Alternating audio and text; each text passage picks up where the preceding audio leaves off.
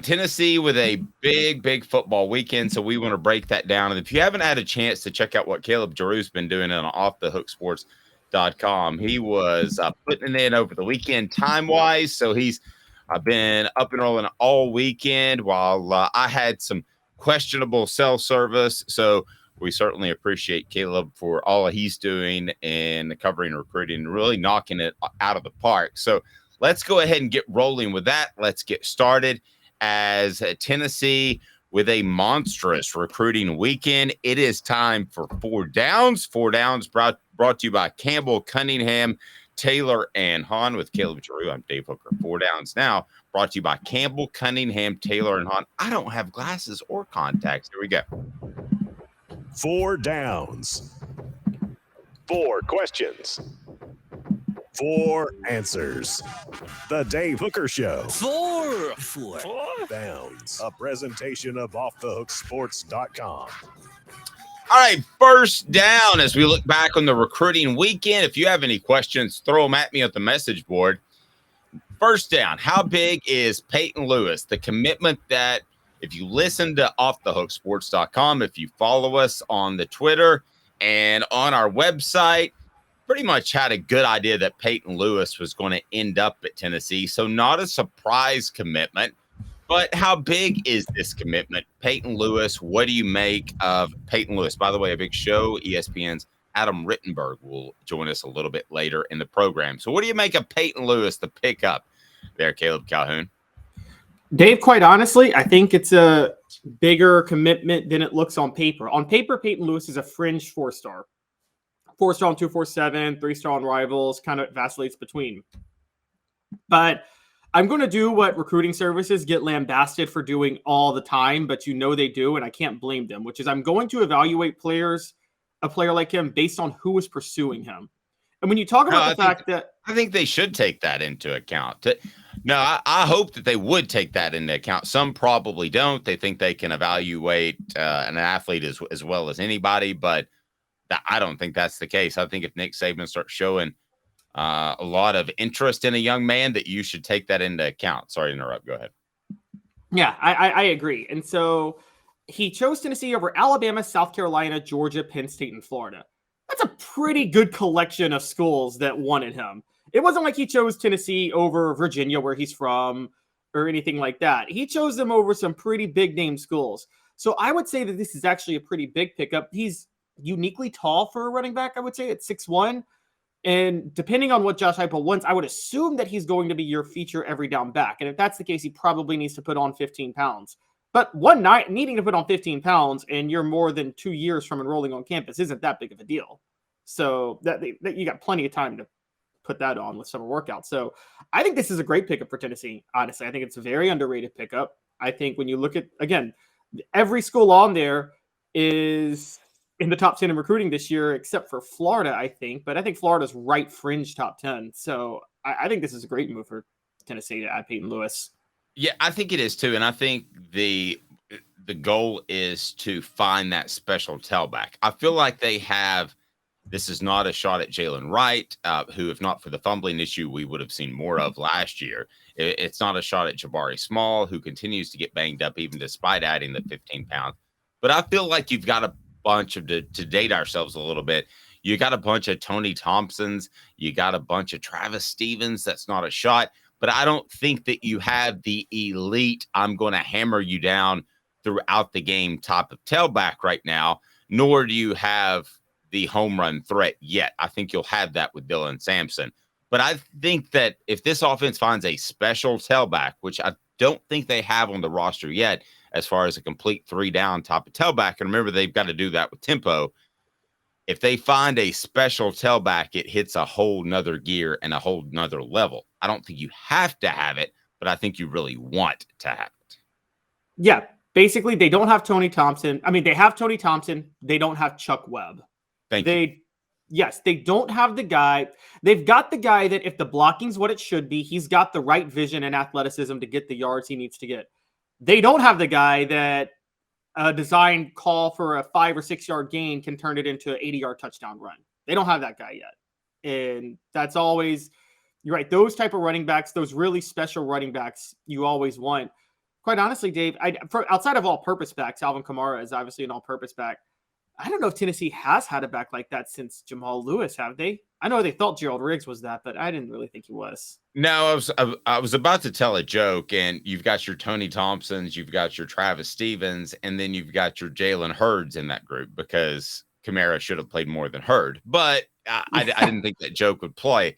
So no, I think you've got a bunch of very good tailbacks. I think a special tailback is a 1 in a million. Smoky Mountain Red says that a huge add that speed in Heupel's offense will make defenses have to play man-to-man on every snap.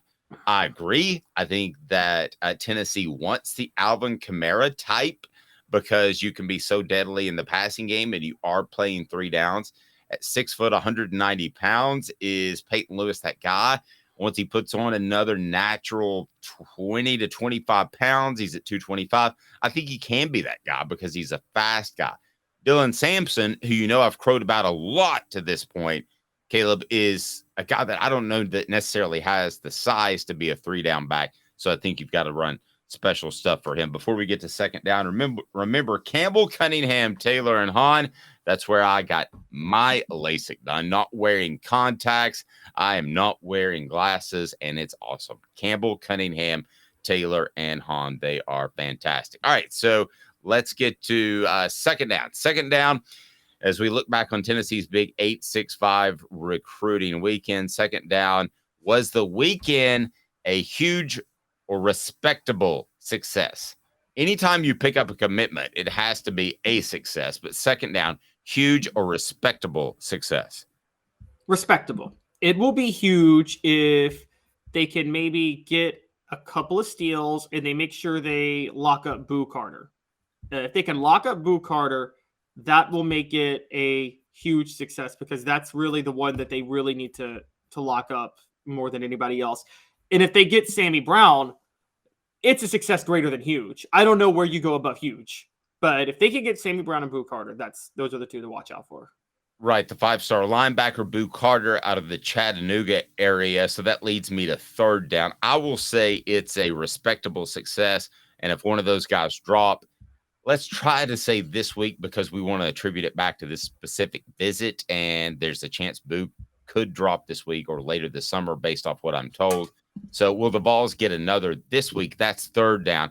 I will actually say no. They don't pick up another commitment this week, but don't be surprised if you hear something from Boo on a Monday afternoon or Tuesday that he wants to go this week. Just based off what I've been told, don't be stunned if that happens. But I will go now as of this moment that the Vols do not pick up another commitment this week. I agree. And the biggest reason I agree is because the surest lock on this list, Edwin Spillman, who also might, I think, be the most overrated on this list, but that's a different story. But the surest lock on this list wants to take all his official visits before he commits, and that's not going to happen until the summer. So I think Edwin Spillman is going to commit to Tennessee, but he's not committing this week. Smoky Mountain Red says respectable. I'm going to say that too. I think if Boo drops on a Monday afternoon or a Tuesday, then I think that would make it a very commendable and huge, monstrous success. Sammy Brown, I just get the feeling that's a long play. Let's go fourth down, next get. I think you and I agree. If it's going to be anybody, it's going to be Boo Carter, right? Yes. If it's going to be anybody, it's going to be Boo Carter. Unless Boo Carter decides to drag this out, at which point, like I said, Edwin Spillman will be it. But I think Spillman's committing the minute he takes his last visit. He's going to commit to Tennessee next week. Let me tell you my thoughts real quick on Boo Carter, okay? First, I'm going to tell you Campbell, Cunningham, Taylor, Hahn. Campbell, Cunningham, Taylor, Hahn. I'm not wearing glasses. I'm not wearing LASIK. They're absolutely local, and they're incredible. Other eye offices will fly people in from Florida. You won't even talk to them. They called me on a Sunday night and just say, hey, how's it going? That's Campbell, Cunningham, Taylor, and Hahn. They have the local individual vision centers as well, but when you need LASIK or you need cataract surgery for your eyes, Campbell, Cunningham, Taylor, and Hahn, they've got it all. So check them out, Campbell, Cunningham, Taylor, and Hahn. I'm getting a weird vibe from Boo Carter. I'm just going to be honest, that he's enjoying the process a little too much, that this is dragging on a little too much. I think he's going to end up at Tennessee. He has every right to take his allotment of official visits and take his time. But the simple fact is we're kind of at a scenario here where it's looked like Tennessee for a long time. So if not, why not pull the trigger? You had the transfer last year from high school to high school. It kind of feels like this could get a little bit interesting, and then maybe he's enjoying the process a little bit. Thoughts on Boo? I think he is, but is that a problem? I've heard of a lot of athletes who enjoy the recruiting process and they're still committed. I mean, you get free, you know how much you get free travel and a bunch of free stuff. I do the same thing, quite honestly. If that's fair. I mean, you would like for a guy, if he's going to end up at your school, to go ahead and commit early, right? So that you get the momentum from it. But it's not necessarily fair to ask them to do that. So we felt like we had a question. Yes. Sorry, the shocking question is, given how much we know on the inside about this, the schools have to know more. So why are the schools willing to give him so much if they're pretty sure he's going to Tennessee? So your implication is you think he's really good? Well, no, what I'm saying is, why are the other schools so? Yeah, that's my implication, because they're working really. It seems like they're willing to go all out with these when they host him, knowing that Tennessee's a significant favorite. I feel like my understanding of recruiting is you don't really waste your time hosting, going all out with athletes are probably committed elsewhere. That's why I would argue it's a little bit disconcerting, because he could be telling other schools he's very much still in play. So I'll just throw that out there. I think that he ends up at Tennessee, but it's gotten to the point where it would be a bigger loss than a bigger get at some point, because his name's been on the forefront of recruiting for so long that if Tennessee were to lose him, I think it would be a monstrous negative. If they get him, it's pretty good.